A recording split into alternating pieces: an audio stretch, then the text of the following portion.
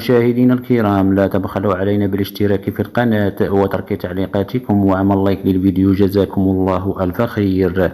فضيحة بدولة الجزائر. الرئيس الجزائري عبد المجيد تبون يواجه سخرية عارمة بعد إعلانه العثور على 36 مليار دولار من أموال الجزائريين مخبأة ببيت أحد الأسر الجزائرية، شيء لا يتقبله العقل أبدا. واعتبر هذا الأخير أن الأمر يتعلق بالمساعي المتواصلة للبلاد في محاربة الفساد. ويرجع سبب هذه السخرية من الرئيس الجزائري عبد المجيد تبون إلى المبلغ الخيالي والضخم جدا الذي أعلن عنه. وتساءل الكثيرون ممن سمعوا الخبر كيف لأسرة واحدة أن تخبئ مبلغ 36 مليار دولار في منزلها، شيء لا يتقبله العقل.